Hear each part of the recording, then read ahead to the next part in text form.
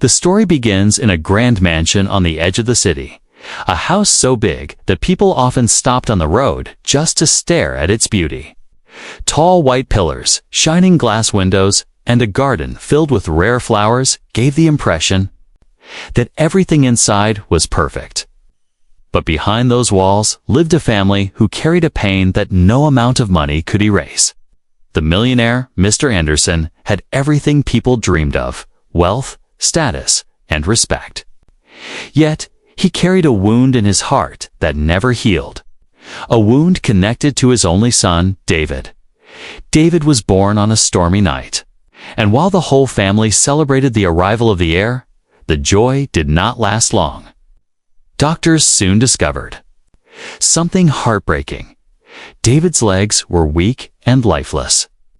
They explained that he would never walk like other children.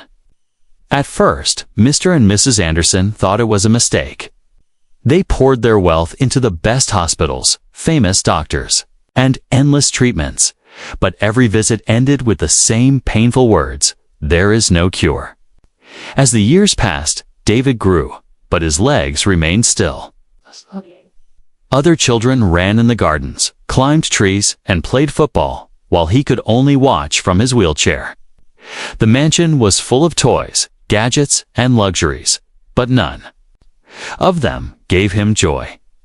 His laughter was rare, and his eyes carried a sadness far too deep for a child. For Mr. Anderson, this was the greatest irony of his life. He could buy cars, lands, even companies with a single signature, but he could not buy a cure for his son. His wife cried silently at night, often praying for a miracle. Every birthday, they lit candles, but deep inside, both parents wished for only one thing: to see their son take a single step on his own. David, though young, understood his condition. He noticed the looks of pity people gave him, the whispered conversations about his future, and the way some avoided asking him to join games because they thought it would hurt his feelings. Instead of feeling loved, he often felt like a burden. His heart longed for freedom, to run, to fall, to get up again like other children. He dreamed of it at night, only to wake up in the same chair every morning at school. David was treated with care, but he always remained different. Teachers encouraged him, friends helped him, but nothing erased the invisible wall between him and the rest of the world. When children ran out to play, David stayed behind, pretending to be busy with books. He never admitted it out loud, but inside he felt angry. Angry at his body, angry at fate, and sometimes even angry at his parents for not being able to change his life. Mr. Anderson tried everything to keep his son happy. He built him a private library filled with books, gave him the latest video games, and arranged music lessons to keep his mind occupied. But none of it worked. David's smile always looked forced, as if he was pretending to be fine so his parents wouldn't be hurt. Behind closed doors, when no one was watching, tears often rolled down his face. Neighbors admired the Andersons' wealth, but they never saw the nights when David stared out of his window, watching kids chase each other under the streetlights. They never saw his hands gripping the arms of his wheelchair tightly as if he wished he could break free. And they never heard the soft whisper he repeated to himself before sleep: "Why me?" The weight of hopelessness slowly spread through the mansion. The once lively home now felt heavy with silence. Mr. Anderson, who was known as a confident, powerful man in business meetings, often sat alone in his study, staring at the family portrait. He would see David's small body trapped in that wheelchair and feel a deep ache, a reminder that money had limits. His wife, too, became quieter, her laughter fading over the years. Both parents lived with the guilt that maybe they had failed their only child. Despite the darkness, David was not weak in spirit. There was a fire hidden in him, a quiet longing that refused to die. He often imagined what it would be like to walk. In his mind, he pictured himself running across fields, falling, getting up, and laughing. These daydreams gave him hope, even if they also brought pain. Deep down, he believed there had to be more to his life than just sitting in a chair. But the truth remained: no doctor, no medicine, and no amount of money could change the fact that David had never walked a single step since the day he was born. His story began not with victory, but with brokenness. And though the world saw him as the son of a millionaire, he saw himself as a prisoner in his own body, waiting for something or someone who could break his chains. Little did David know. The answer to his silent prayers was about to enter his life in the most unexpected form. The arrival of a humble servant would soon turn this broken beginning into a story no one could have imagined. David's life inside the mansion was quiet, almost too quiet for a boy his age. From the outside, people imagined he lived like a prince, rooms filled with toys, endless luxuries, private tutors, and every comfort a child could want. But behind those golden walls, he lived in a cage without bars. His wheelchair was his constant companion, a reminder of the life he wished for but could not have. Every morning, David woke up in a soft bed draped with the finest sheets, but he did not feel lucky. The sun's light entered his room through tall glass windows, yet it felt cold to him. While other children rushed to school, running late with shoes half-tied, he was carefully lifted from his bed by a nurse and placed into his wheelchair. This routine never changed. It was not exciting, not adventurous. It was a cycle that left him yearning for something more. At school, things were no different. David was respected because he was the millionaire's son, but he never truly belonged. His classmates tried to include him, but they couldn't understand his loneliness. During breaks, children raced across the playground, their laughter echoing like music in the air. David sat near the window, pretending to read or scribble in a notebook. He didn't want them to see the longing in his eyes. He didn't want them to know how badly he wished to join, to fall, to scrape his knees, and to rise again like everyone else. The teachers admired his intelligence, praising him for being disciplined and well-mannered. But David hated that word, well-mannered. To him, it felt like another way of saying he was different, too fragile to be treated normally. He wanted to be scolded for being naughty, punished for climbing a fence he wasn't supposed to climb, or shouted at for running through the hallways. Instead, everyone treated him gently, like glass that could break at the slightest touch. At home, the silence was louder than any noise. The mansion had many rooms, but most were empty. His parents often left for meetings, parties, and business trips, leaving David with caretakers who followed strict schedules. He had everything to fill his time: books, music, video games, even a piano, but what he lacked was connection. What he truly craved was not another toy or gadget, but a friend who could see past the wheelchair and treat him like an ordinary boy. Evenings were the hardest. From his bedroom window, David watched the neighborhood kids playing outside under the dimming sky. He could see them running, falling, and chasing each other, their voices filled with life. Sometimes he placed his hand on the cold glass as if he could touch that world. He whispered to himself, "If only I could be there." But the reality always pulled him back. His world was confined to polished floors and high walls that kept him safe but also trapped. The loneliness grew heavier with each year. He began avoiding mirrors because he hated the reflection staring back at him, a boy with tired eyes and a body that refused to move. He started spending more time with his books, diving into stories of heroes, adventurers, and warriors. In those stories, he lived a different life. He climbed mountains, fought battles, and discovered new lands. When he closed the book, though, the cruel silence returned, reminding him of his reality. His parents noticed the sadness in him, but they were powerless. They showered him with gifts, expensive trips, and surprises, but nothing erased the emptiness. They wanted to protect him from pain, yet in their attempt, they accidentally isolated him more. The mansion became a golden prison, and David its most precious yet loneliest prisoner. Despite his struggles, David never gave up completely. Somewhere deep inside, a stubborn spark of hope still burned. At night, when the house was asleep, he prayed quietly. He prayed for strength, for freedom, for a miracle that would one day change his life. He imagined waking up and standing on his own 2 feet. He imagined running to his father, shouting, "Look, I can walk." He imagined the tears in his mother's eyes when she saw him take his first steps. These dreams kept him alive, even though each morning brought the same painful truth. The years of isolation shaped David in ways his parents could not see. He grew thoughtful, observant, and sensitive to the world around him. He could sense emotions in people, sadness hidden behind smiles, anger behind soft words. Perhaps it was because he had so much time to sit and watch. Life slowed down for him, and in that slowness, he learned to notice things others missed. But this wisdom did not bring happiness. It only made him more aware of his loneliness.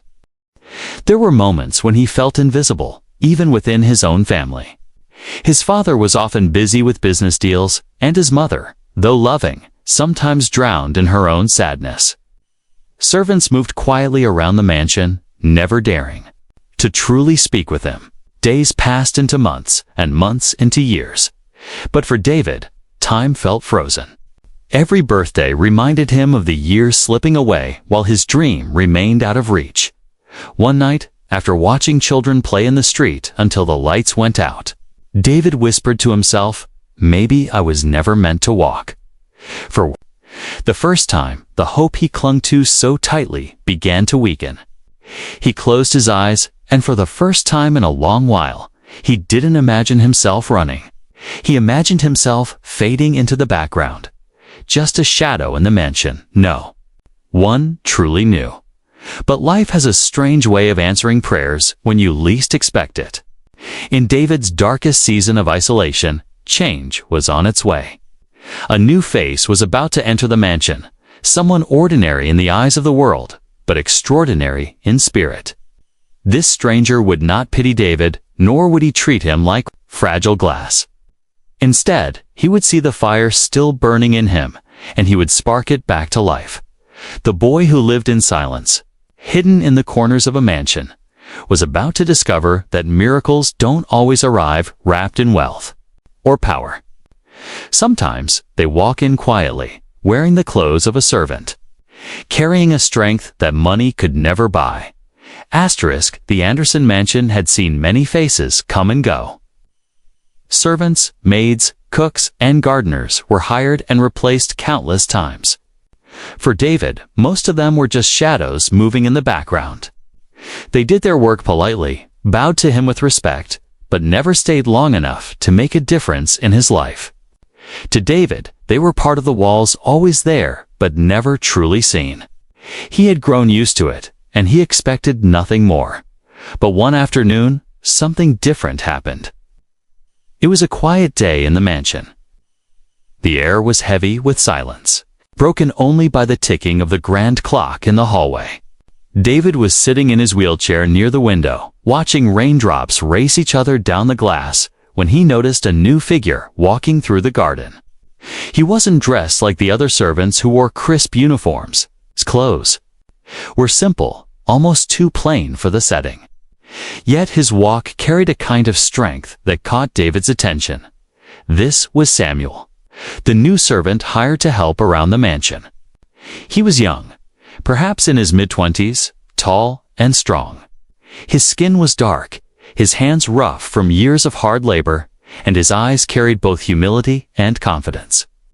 He didn't walk like someone defeated by life, even though it was clear he came from hardship. There was something different about him, something that David couldn't name. But he felt it immediately. When Samuel first entered the mansion, the other servants whispered about him. Some said he was too bold, others said he would not last long in such a rich household. But Samuel paid no attention. He wasn't there to impress anyone. He was there to work, to do his duty, and to give his best. His quiet determination quickly caught the attention of Mr. Anderson, who admired people who didn't waste words but proved themselves through action. David's first meeting with Samuel was unplanned. One evening, as David was being wheeled into the library, the nurse realized she had forgotten a book in another room. She left David for a moment, and in that silence, Samuel entered to dust the shelves. At first, he didn't notice David sitting there. He hummed a soft tune while he worked, moving with energy unlike the usual stiffness of the other staff. David cleared his throat, surprising Samuel, who quickly turned. For a moment, their eyes met. David expected the usual, a look of pity, a forced smile, or a careful tone as if he were too delicate to speak to. But Samuel's reaction was nothing like that. He simply nodded and said, "Good evening, sir," in a calm, respectful voice. Then went back to his work. That small moment was unusual for David. There was no pity in Samuel's eyes, no awkwardness. It was as if he saw David not as the boy in the wheelchair, but simply as another person in the room. This intrigued David more than he cared to admit. The next day, David saw Samuel again in the garden. While trimming hedges, Samuel paused to wipe his forehead, his shirt damp with sweat. David watched quietly from the window, noticing how Samuel never seemed to complain. He worked with focus, his movements steady, as if even the smallest task carried meaning. Something about that attitude stirred curiosity in David. Over the weeks, Samuel became a regular sight. He was not the kind of servant who disappeared into corners. He moved with purpose, and whenever David happened to be nearby, Samuel would greet him politely, sometimes even sharing a small smile. Slowly, their paths crossed more often. Sometimes Samuel would hold the door open for him. Other times he would adjust the books on the lower shelves where David could reach them. None of it was grand or dramatic, but it was different. Samuel treated him as if he wasn't fragile glass, but a person worthy of normal respect. One day, David finally spoke more than a greeting. He asked, "Why do you hum while you work?" Samuel paused, surprised at the question, then smiled. "Faintly, because it makes hard work feel lighter," he replied. "And sometimes, music reminds us we are alive." David thought about those words for a long time.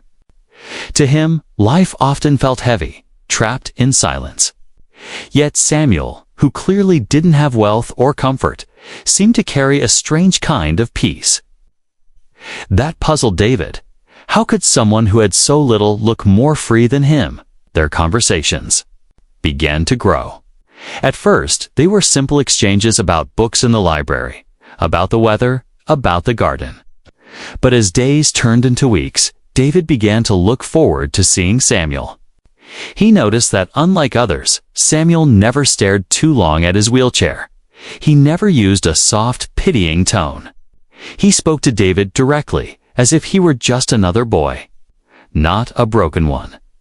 One evening, when rain poured heavily outside, Samuel sat in the library fixing a broken chair leg.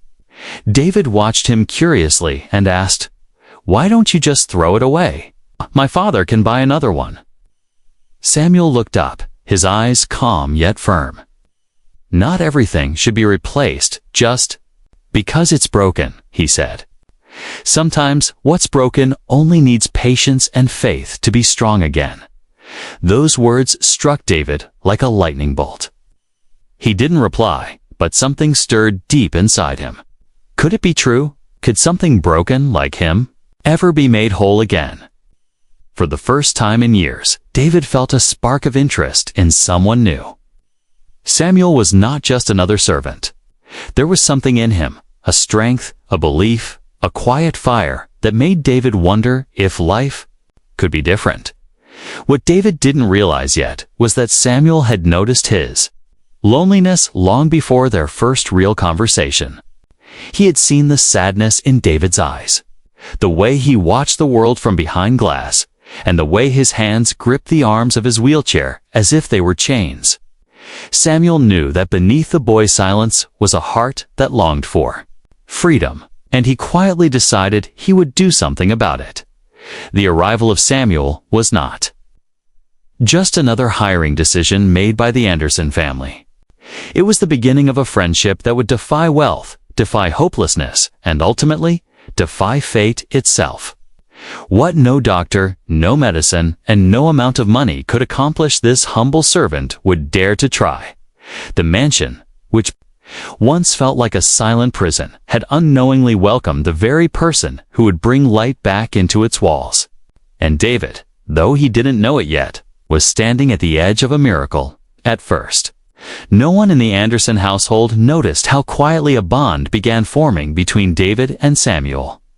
It was not something announced with words or visible gestures. It grew silently, like a seed hidden beneath the soil. Day by day, small moments wove themselves together, creating a connection neither of them had expected. David, who had grown used to silence, now found himself waiting for Samuel's presence. It wasn't the kind of waiting filled with impatience, but a quiet comfort, like knowing a lamp would soon light up a dark room. Samuel never forced conversations, never treated David like a charity case, and perhaps that was what drew the boy closer. For the first time in years, David didn't feel like an object of pity. He felt seen. It began with simple exchanges. Samuel, while cleaning the library, would sometimes ask David what he was reading. Unlike others, he didn't pretend to be impressed by big titles or complicated words. Instead, he asked real questions, listening carefully as if David's answers truly mattered. That attention, so rare in his life, felt like a gift. David found himself opening up little by little.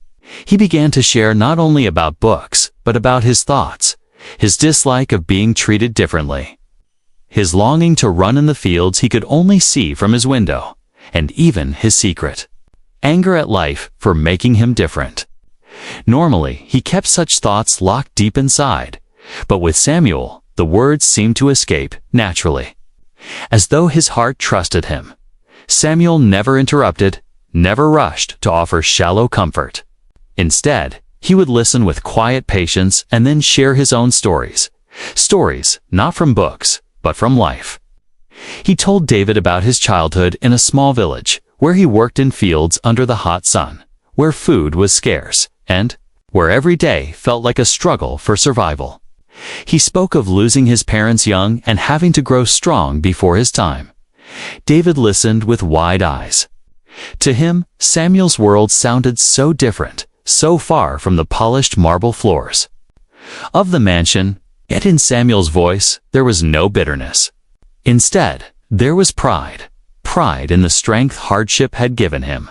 Pride in the lessons he had learned through pain. You see, Samuel once said softly, "Life doesn't ask us if we are ready. It throws challenges at us. Some people give up, some fight, and some find meaning in the struggle. You cannot choose what life gives you, but you can choose how you face it." Those words echoed in David's mind long after Samuel had left the room. For years, people had told him he was unlucky, unfortunate, or pitiful. But Samuel was different. He didn't tell David to cry or to simply accept his fate. Instead, he reminded him that even brokenness could carry meaning. That idea planted itself deep inside David's heart, like a spark waiting to become a flame. The bond between them grew stronger in unspoken ways too. Sometimes Samuel would wheel David out into the garden, letting him feel the fresh air and sunlight on his face.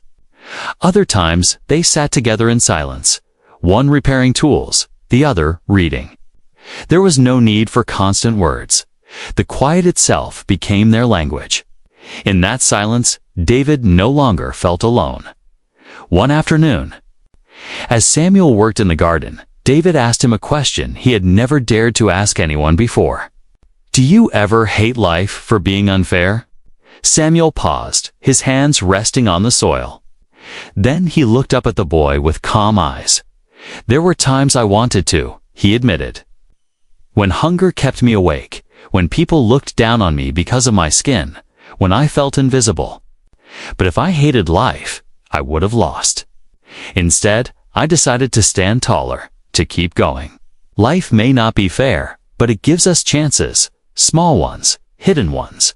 We just have to see them. For David, those words struck deeper than anything he had ever read in books or heard from doctors. Here was a man who had suffered, yet instead of breaking, he had found strength.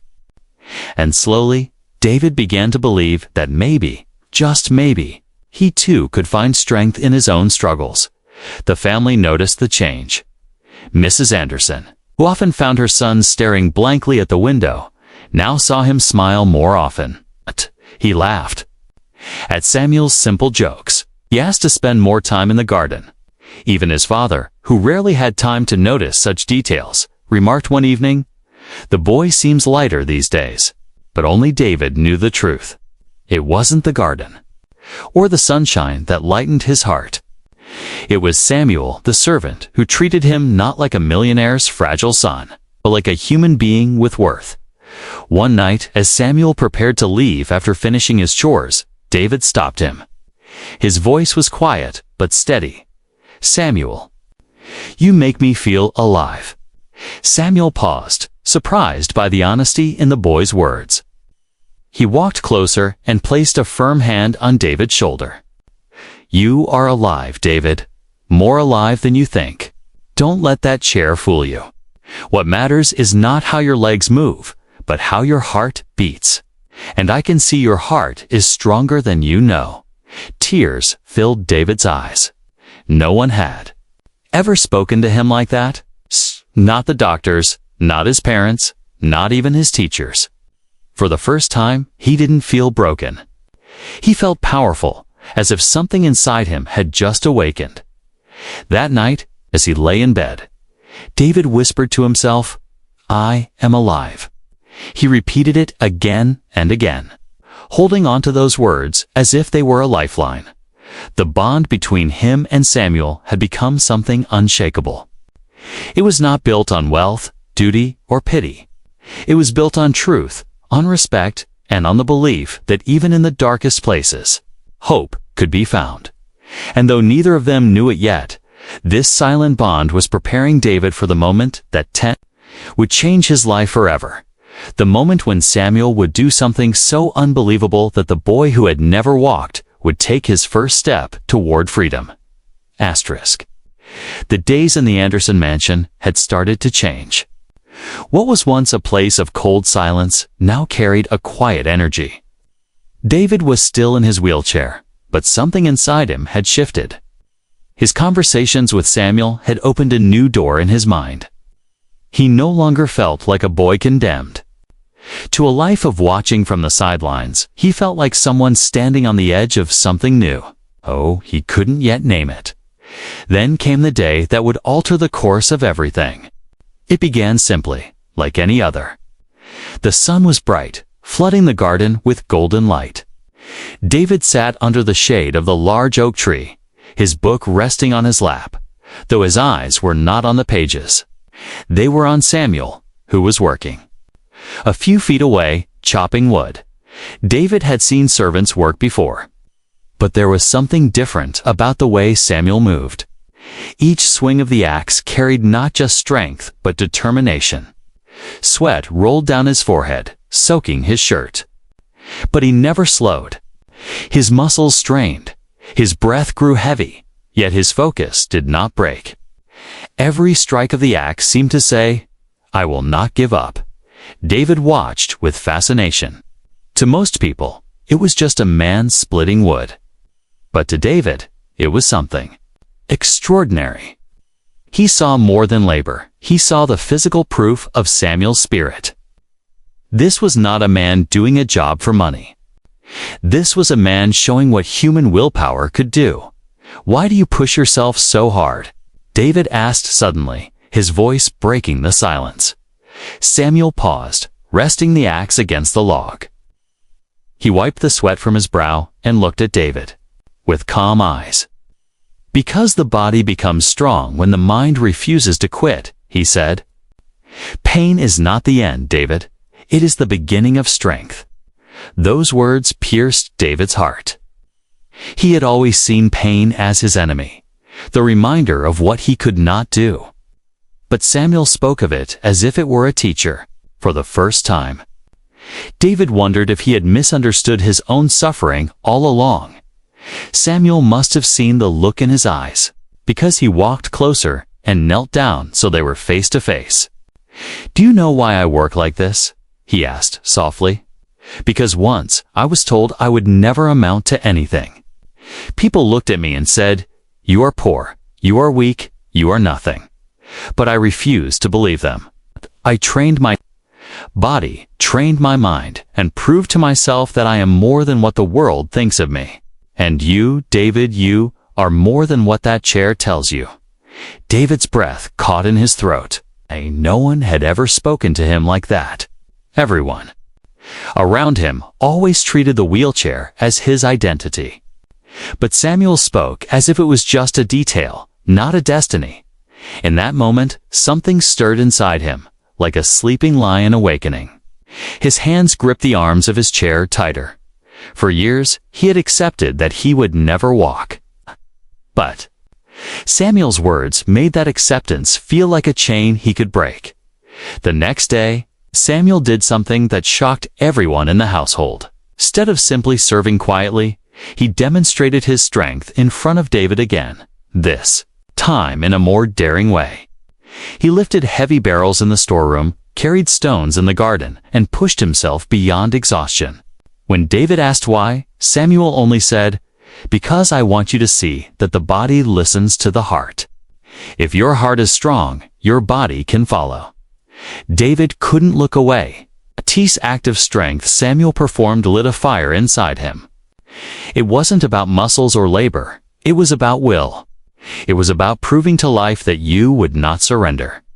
And slowly, David began to think, if Samuel can rise from nothing and push his limits, maybe I can too. That night, lying in his bed, David whispered to himself, "Maybe I can try. Maybe I can move." He lifted his legs with his hands, trying to feel some spark of strength. For years, he had been told there was no hope, but Samuel's voice echoed in his mind. Pain is not the end. It is the beginning of strength. From that day forward, something new began. Samuel noticed David's determination and quietly started encouraging him. He would say things like, "Push your arms harder on the chair," or "Hold yourself steady for longer." They were small challenges. But to David, they felt like victories. Each time he managed even the tiniest movement, Samuel celebrated it as though it were a great achievement. One afternoon, Samuel did something even bolder. He placed a small stick in front of David's wheelchair and said, "Pick it up without using your hands." David looked at him in shock. "That's impossible. My legs don't work." Samuel crouched down, his gaze firm but kind. "They don't work yet. Try. Even if nothing happens, try." David hesitated, then closed his eyes and focused. He imagined his legs obeying, imagined them moving just a little. Nothing happened at first, but in that moment, David felt something different. A flicker deep within him, a sensation he had never noticed before. He gasped, his eyes flying open.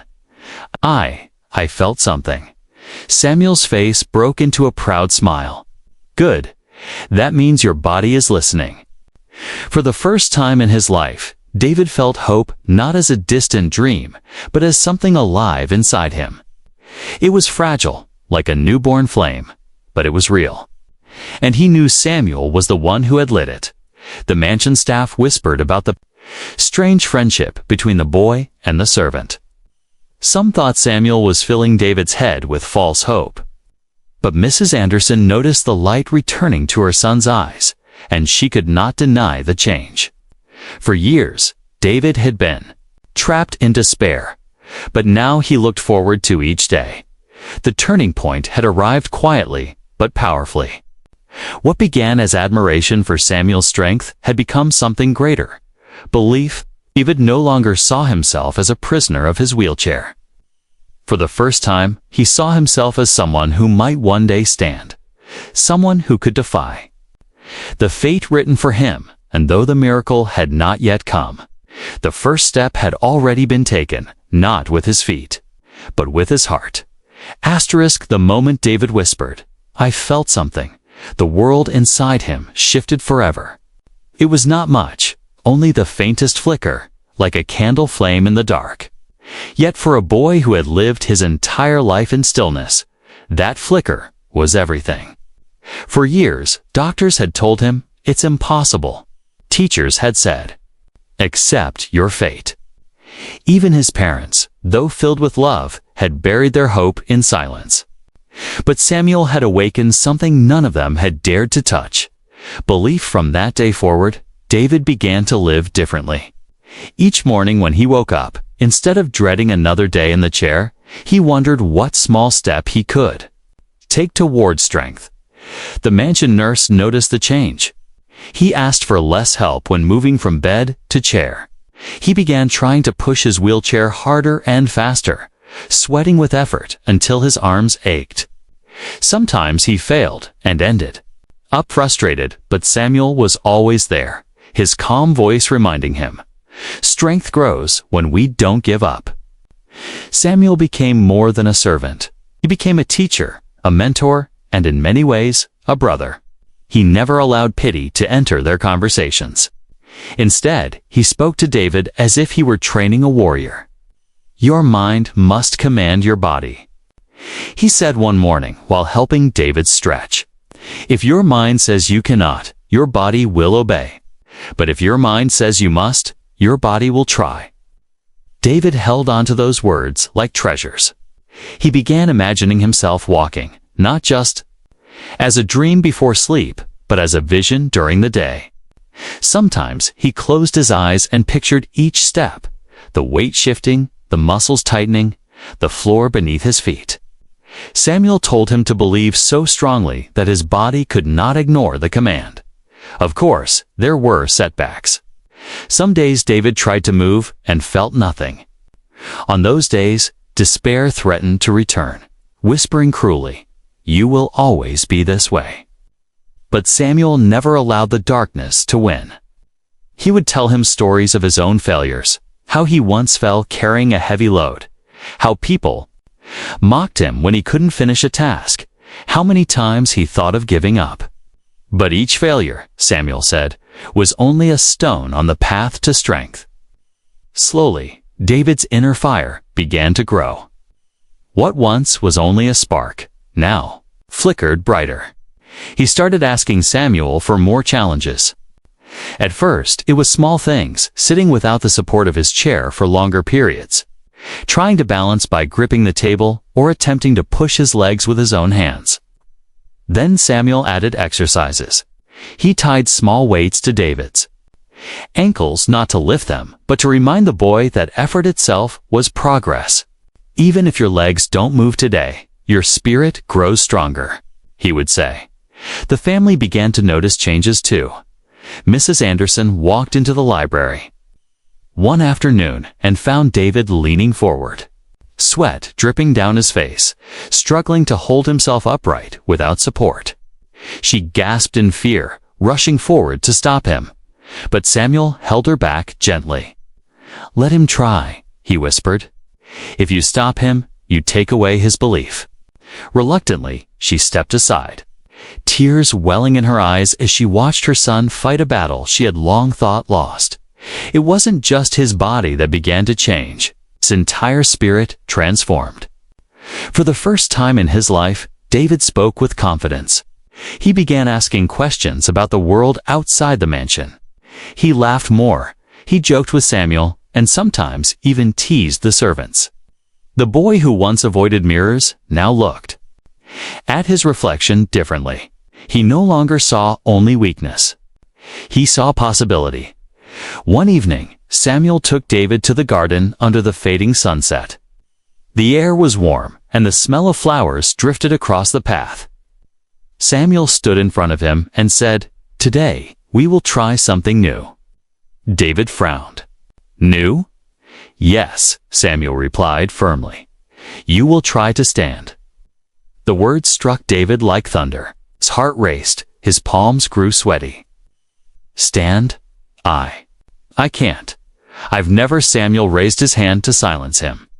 You said the same thing about moving your legs, and yet you felt something. Don't speak of what you can't do. Speak of what you will try. David swallowed hard. Fear, mixing with hope. He had dreamed of standing all his life, but the thought of actually trying filled him with terror. What if he failed? What if he fell?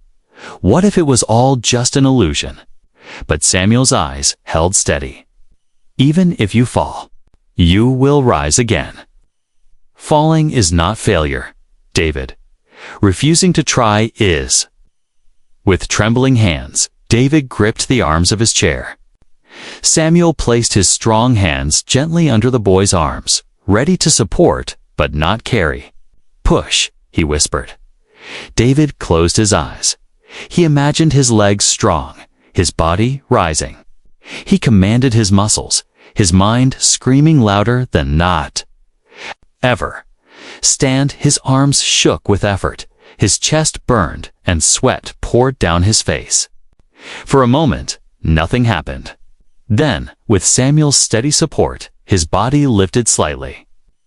His legs trembled, weak and shaky, but for the first time in his life, they bore a fraction of his weight. Tears filled his eyes as he gasped. I'm up. Samuel's face lit with pride. Yes, you are standing, David. Even if only for a moment, you are standing. It lasted only a few seconds before his body gave out, and Samuel gently lowered him back into the chair. But those few seconds were enough. They were everything. David had crossed a line that once seemed impossible. That night, as he lay in bed, he replayed the moment again and again. His legs had not betrayed him. His body had answered his heart. The spark of belief had grown into a flame. He whispered to himself in the darkness, "If I can stand even for a second, one day I will walk." From that day on, the mansion, no longer felt like a prison. It became a training ground, a battlefield where each day brought new challenges and victories. The boy who had once been broken now carried a fire that no one could extinguish. The spark of belief had been lit, and soon it would grow into the miracle that would change everything. The mansion had never felt so alive. For weeks, the air carried a different energy, the sound of effort, the echo of determination, the quiet fire of hope. Everyone noticed it. The boy who once sat silently in his wheelchair now fought daily battles with himself. His face, once pale with despair, now glowed with courage. But no one could have imagined what was about to happen. It began on an ordinary morning when the world seemed unaware that a miracle was about to unfold. The sun streamed gently through the tall windows of the Anderson garden, painting the ground with golden patterns. The flowers swayed in the breeze, and birds sang as though celebrating something unseen. Samuel had wheeled David out to the garden, as he often did, for another session of training. Today, Samuel said with calm conviction, "We will not only stand. Today, you will take a step." David froze. The words hit him like thunder. His heart pounded so hard he could hear it in his ears. "A step," he whispered. "Samuel, I can't." Standing was already "You can," Samuel interrupted firmly, kneeling before him. His dark eyes burned with certainty. "You stood. That means your legs listened. Now it's time to make them move. Even if it's just one step. It will be your victory." Fear gripped David. His hands trembled on the chair's arms. "What if I fall?" he asked, his voice barely audible. Samuel leaned closer, placing a hand firmly on his shoulder. "Then I'll be here to catch you. But if you never try, you'll never know what your body is capable of. Remember what I told you. Falling is not failure. Refusing to try is David closed his eyes. He remembered every night spent staring out the window, wishing he could run with the other children. He remembered the tears, the frustration, the whispered prayers for a miracle. And now, here he was, standing on the edge of that very miracle. His chest tightened with a mix of fear and longing. Then, with trembling breath, he nodded. "Okay, I'll try." Samuel helped him to his feet, steady but not carrying his weight. The boy's legs shook violently, his knees weak like paper, but they held. Sweat already beaded on his forehead. His arms clutched Samuel's hands for balance. "Good," Samuel whispered. "Now focus. Don't think of your weakness. Think of where you want to go. See the ground ahead of you. Command your legs, David. Not with fear, but with belief." David's eyes fixed on a single stone lying on the path ahead. Just one step away. It looked so close, yet to him it felt like an ocean. His whole life he had been told he would never reach it. But Samuel's voice echoed in his mind. The body listens to the heart. He inhaled deeply, filling his lungs with air, filling his soul with courage. "Move," he whispered to his legs. Nothing happened. Panic shot through him. But Samuel's voice steadied him, again, stronger. David shut his eyes, gathering all his strength, all his years of longing, all his prayers, and poured them into a single command. Move, and then it happened. His right leg trembled, shifted, and slid forward just a few inches. It wasn't graceful, it wasn't strong, but it was a step. His eyes flew open in shock. I did it," he gasped, tears spilling down his cheeks. "Yes, you did." Samuel's voice boomed with pride, his face breaking into the brightest smile. "You took your first step, David." David's body shook with both exhaustion and joy. He wobbled, nearly falling, but Samuel caught him gently, steadying him. The boy's face was wet with sweat and tears, but his eyes glowed brighter than ever before. "I walked," he whispered, almost disbelieving. "I really walked." Samuel leaned close and whispered, "I told you, you are more than what this chair tells you. You are alive. You are strong. And this is only the beginning."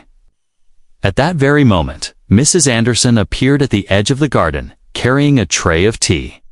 She froze, her eyes widening, the tray slipping from her hands and shattering on the stones. She saw her son, the boy doctors said would never walk, standing and taking a step, supported by the servant she had once thought was just another hire. Her cry echoed through the garden. "David!" The sound brought Mr. Anderson rushing out from the house. He stopped in disbelief, his face pale, his hands trembling. For years he had buried his hope beneath wealth, but now tears blurred his vision. He saw his son, not sitting hopelessly in a chair, but standing, trembling, yet alive with strength. David turned his head slowly toward them, his lips trembling, but curling into a smile. "Mother, Father, I walked." The silence that followed was broken only by sobs. Mrs. Anderson ran forward, falling to her knees beside her son, hugging him tightly, even as Samuel held him steady. Mr. Anderson, a man who rarely cried, wiped his face with shaking hands as he whispered, "My son, my son." It was a moment none of them would ever forget. The mansion, once filled with silence and sorrow, now rang with tears of joy and the sound of hope. Reborn David had not run. He had not walked across the garden. He had only taken a single trembling step. To him, to his family, and to Samuel. That single step was greater than any distance. It was proof that miracles were real. That night, the house felt different. The walls that once felt like a prison now echoed with laughter and gratitude. David lay in his bed, his legs aching, his body exhausted, but his heart soaring. For the first time in his life, he didn't dream of walking. He didn't need to, because he had lived it. He knew there was still a long road ahead. More training, more pain, more struggles. But the first step had been taken. And that step was the doorway to freedom. As he closed his eyes, Samuel's words lingered in his mind. This is only the beginning. And deep in his heart, David believed it. Asterisk. The night after David took his first step, the Anderson mansion felt different, as though every wall, every corner, every piece of furniture carried the memory of what had happened in the garden. For years, the house had been filled with silence, broken only by the creak of David's wheelchair or the muffled sobs of his mother behind closed doors. But now, hope moved through the mansion like sunlight breaking through a storm. Mrs. Anderson could hardly stop herself from smiling. Her eyes, which had grown heavy with sorrow, now shone like they once did in her youth. She found herself whispering prayers of gratitude at every corner of the house. Mr. Anderson, a man known for his strength in business and his cold composure, now carried softness in his voice. He no longer hid in his study late into the night. He spent hours by his son's side, watching him, encouraging him, and even daring to dream again. And David was no longer the same boy. He had tasted the impossible. His legs, though trembling and weak, had obeyed him. That single step changed how he saw himself. For years, he had been the boy who never walked. Now, he was the boy who could. Even if progress was slow, even if the journey was filled with challenges, he had crossed the line between despair and hope. Every morning, Samuel came to his room not as a servant, but as a guide. Together, they trained. Samuel taught him to strengthen his arms to balance his body, to command his legs with more force. At times, David fell back into the chair, exhausted, sweat dripping from his face. His muscles ached, his knees wobbled, and fear whispered that perhaps that one step had been a miracle that would never happen again. But Samuel was always there, steady and unshaken. Miracles are not accidents, Samuel would say. They are built with effort, with belief, with courage. Every fall is proof that you are trying. Every ache is proof that you are alive. Day by day, David improved. He went from standing for seconds to standing for minutes. From sliding 1 foot forward to taking 2, then 3 shaky steps.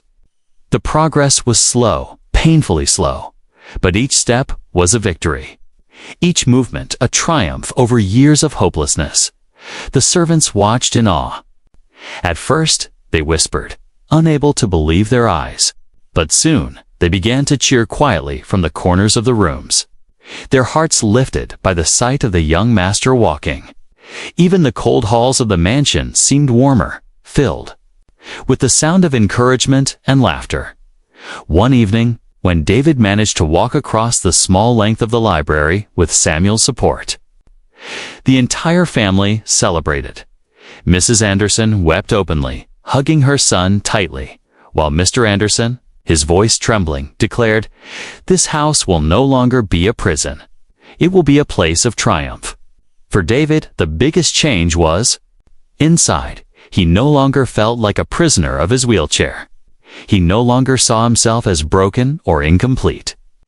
For the first time, he saw his body not as an enemy, but as a partner, one that needed patience, faith, and hard work. His dreams changed too. No longer did he dream only of running with other children. Now he dreamed of inspiring others, of showing the world that even the impossible could be achieved. Samuel's role also changed. He was no longer just a servant in the eyes of the Andersons. He became part of the family, a man they respected and admired deeply. Mr. Anderson, who once saw people only through the lens of wealth and status, now saw Samuel as greater than any business partner, because Samuel had given his son something that money could never buy: the gift of belief. One night, David sat with Samuel in the garden, the same place where he had taken his first step. The air was cool, the stars bright above them. David looked at Samuel and whispered, "Why did you help me? You could have just done your work and left. Why did you care so much?" Samuel smiled, his eyes reflecting the starlight. "Because I saw myself in you. I know what it feels like to be told you can't. I know the weight of hopelessness. And I also know the strength that comes when someone refuses to accept defeat." You were never weak, David. You only needed someone to remind you of your strength. David's eyes filled with tears. He reached out, gripping Samuel's hand. "You didn't just change my life. You saved it." Samuel shook his head gently. "No, David, you saved yourself. I only showed you the door. You chose to walk through it." As the weeks turned into months, David's progress continued. He still used his wheelchair most of the time, but now it was no longer his identity. He could stand, he could walk short distances, and most importantly, he carried himself with pride and joy. His story began to spread beyond the mansion walls. Guests, business partners, and neighbors heard whispers of the miracle that had taken place.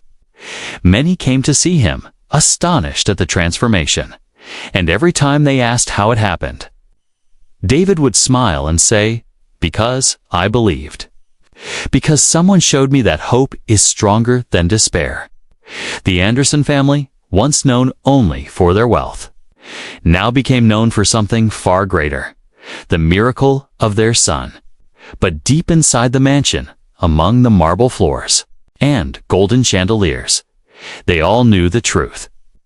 The true miracle had not been in the boy's legs moving, but in the fire of belief that had been reignited in his heart. Years later, David would look back on that moment, the first trembling step, as the day his life truly began. He would never forget Samuel, the man who entered his life as a servant but stayed as a brother, mentor, and friend. The boy who never walked had not only taken a step, he had walked into a new life. A life of courage, faith, and freedom. The mansion that once echoed with silence now rang with laughter. And in the heart of it all stood David, no longer the millionaire's broken son, but a living testament to the truth that miracles do not always come from riches, but from belief, resilience, and the quiet strength of those who dare to care. And so, the story ended where it truly began, not with despair, but with hope. Not with defeat, but with victory. A life once bound by stillness was now forever changed. All because one man chose to do the unbelievable, and one boy chose to believe.